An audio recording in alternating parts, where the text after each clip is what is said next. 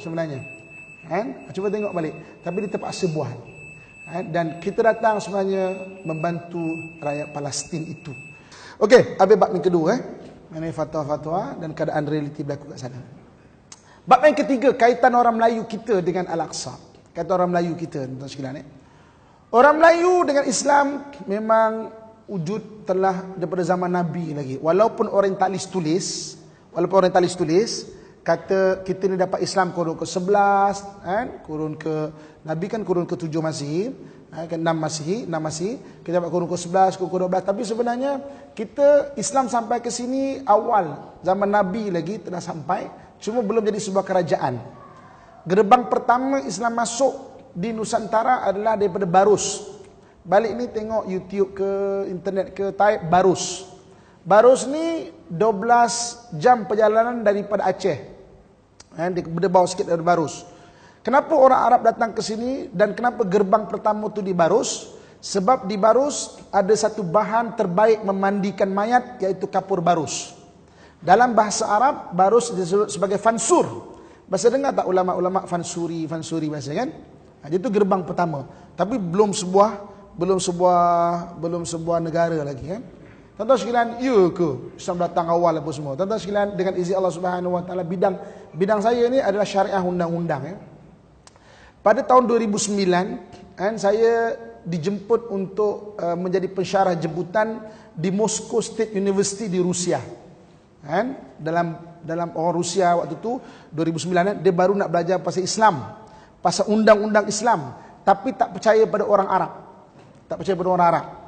Dia dihantar ke Universiti Malaya, Akademik Pengajian Islam. Waktu tu pengarah dia Datuk Prof Ahmad Hidayat Buang. Dr. Hidayat Buang recommend hantar saya ke sana. Saya ngajar sana. Jadi dia nak belajar pasal undang-undang Islam tapi tak percaya pada orang Arab.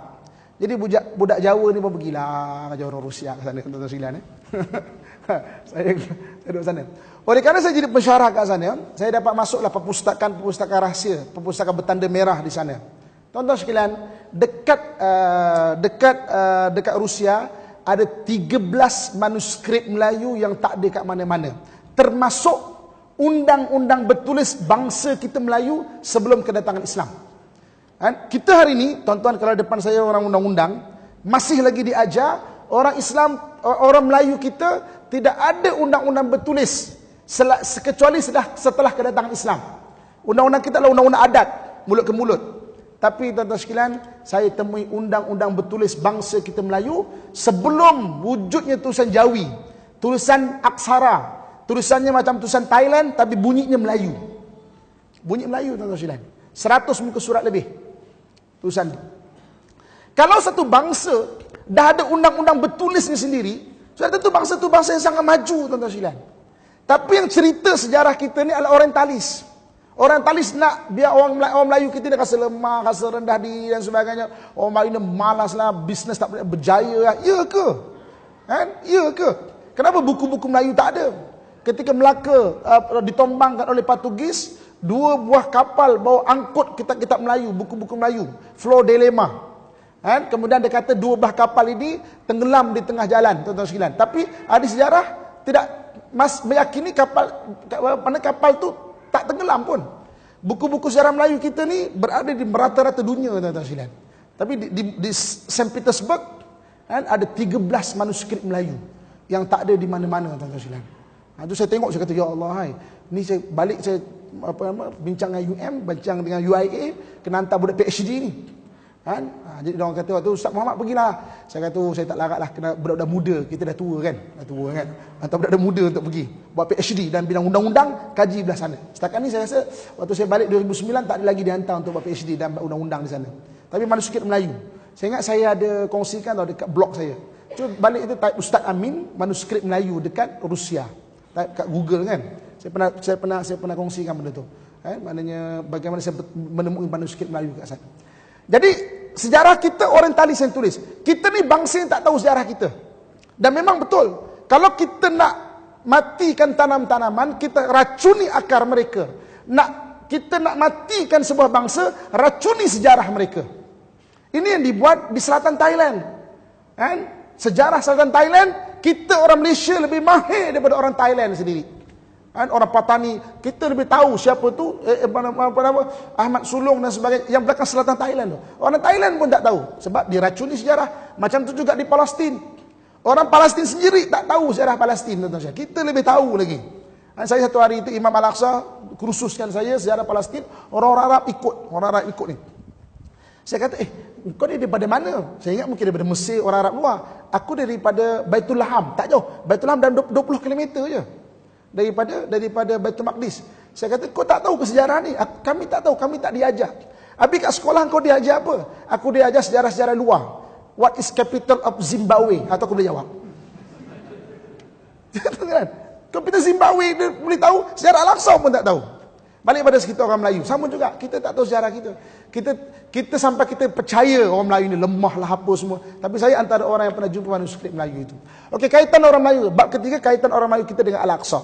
Secara bertulisnya, apabila kita Islam, maknanya kita ada kaitan langsung dengan Masjid Aqsa.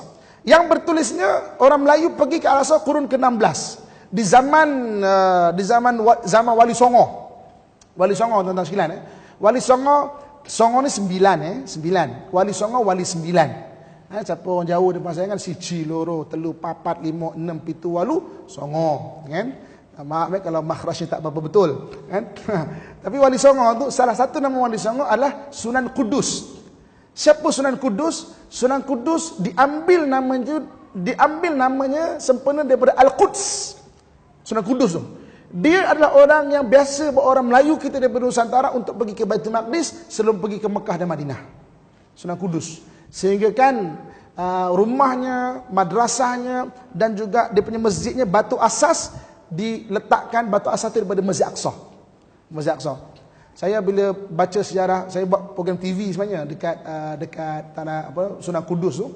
Bila saya tahu, saya pergi Al-Aqsa, saya akan cakap dekat jemaah-jemaah, saya kata boleh ambil batu Maqdis sebab dia bukan tanah haram. Mekah Madinah tak boleh ambil batu Maqdis. Bukan idea asal daripada saya, daripada Sunan Kudus.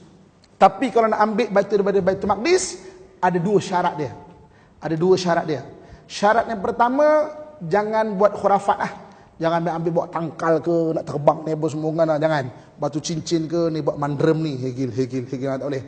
Itu hanya batu saja. Cuma Allah sebut, pernah Allah kata allazi barakna haulahu, yang kami berkati sekelilingnya. Syarat yang pertama. Syarat yang kedua, dan ambil batu daripada Masjid Aqsa, jangan ambil besar-besar sebab kita punya flight cuma ada 30 kilo je. Jangan ambil besar ni kan, kursi ni kan. Lebih 100 kilo kan extra luggage pula kan. Saya kata dua. Ambil kecil-kecil bagi hadiah kat orang, kan? Sebab Allah sebut tanah tu kan tanah diberkati. Itu saja Allah sebut. Tapi kita jangan apa ini ada apa semua. Tapi insya-Allah lah sebab tanah tu disebut dalam Quran kan. Saya selalu galakkan jemaah. Mana kurun ke-16. Sebab itu saya tak tahu tuan-tuan sekalian, kenapa orang Melayu kita ni memang sangat selesa dengan Masjid Aqsa. Sejak tahun 50-an, 60-an, 70-an berlaku ke Masjid Aqsa, orang Melayu antara orang yang awal juga respon. 2 tahun lepas kita perang di Gaza, saya waktu tu berada di Al-Aqsa. Keluar kat TV ni, TV dekat Israel tu, dia kata yang membantu Gaza ni apa semua, Eropah dan Malaysia. Saya ada rakaman itu. Malaysia disebut. Orang Melayu kita memang mesra dekat Al-Aqsa. Itu belum lagi kita cerita mengenai, kalau tuan-tuan baca tarsilah Melayu, Tarsilah Melayu. Balik nanti boleh baca lah, saya lontarkan idea dia. Tarsilah Melayu ada menyatakan bahawa sebenarnya isteri Nabi Ibrahim itu 3. Siti Sarah, Siti Hajar dan satu orang bernama Keturah. Daripada Siti Sarah lahirlah Bani Israel, daripada Siti Hajar lahirlah bangsa Arab, Keturah lahirlah Bani Melayu. Saya mula baca, saya kata apa punya sejarah ni kan, Melayu lah. Kita tahu si Nabi Ibrahim 2 je. Selepas saya selalu pergi Al-Aqsa, Imam Al-Aqsa banyak bagi manuskrip kat saya tuan-tuan sekalian. Kalau mengikut catatan ahli sirah, memang isteri Nabi Ibrahim itu 3 dan yang ketiga itu namanya Keturah. Saya dah pergi kampung Keturah, lebih kurang 200 km daripada Jerusalem. Kampung Keturah ni kampung dia di laut, dia orang laut.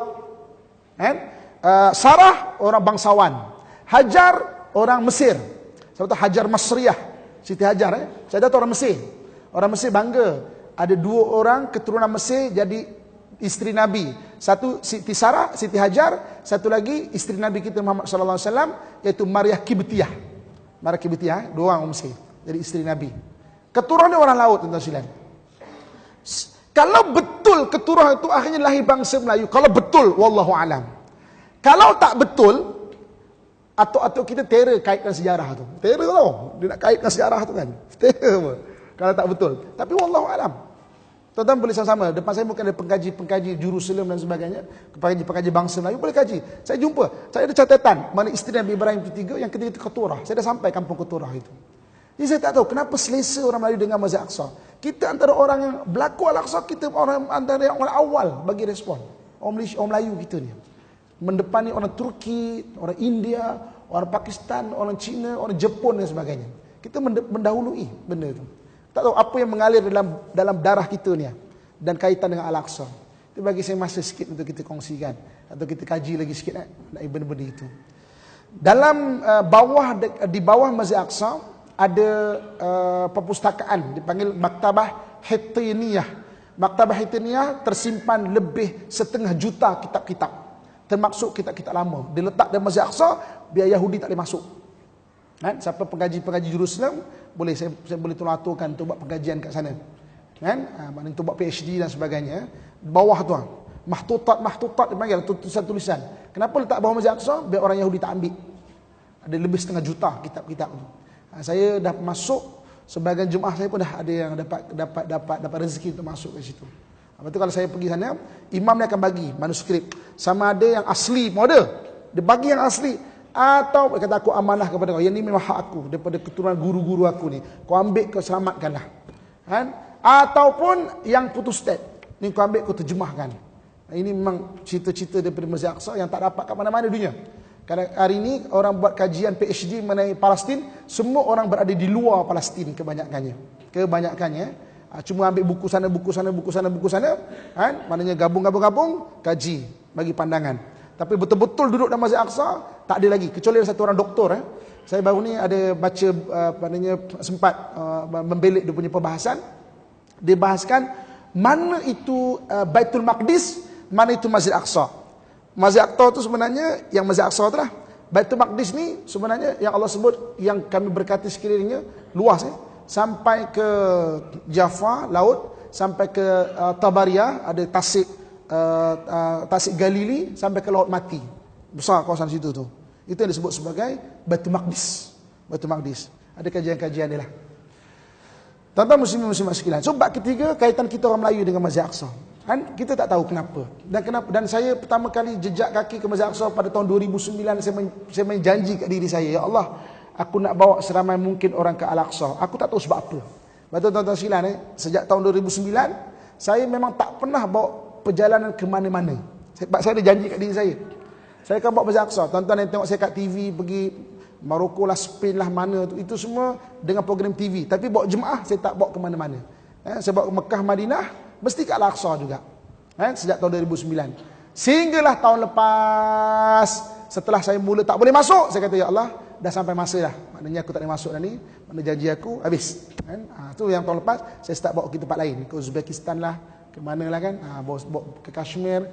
Tapi memang tiap-tiap bulan kita ada ke Al-Aqsa, sebab saya ada janji. Saya cakap, ya Allah, aku nak, maknanya bawa orang Melayu, bawa orang sedar. Kita namakan perjalanan kita perjalanan universiti kehidupan. Tuan-tuan pergi akan belajar 1001 benda, tuan-tuan sekalian. Saya sebagai orang yang berada dalam bidang agama ni pun pergi sana pertama kali, 30% sejarah Nabi tu memang meningkat. Kita tengok, ini sejarah Nabi Sulaiman. Kat sini rupanya, ini penjara jin. Ini tempat macam mana jin tu curi cincin Nabi Sulaiman. Dia curi cincin Nabi Sulaiman, dia duduk atas singgasana Nabi Sulaiman. Kat sini tempat dia rupanya. Ini tempat Nabi Daud AS. Ini tempat sejarah Nabi. Kita nampak tempat-tempat dia tu. Kan? Memang 30-40%. Itu sejarah para Nabi. Okey, habis bab yang ketiga.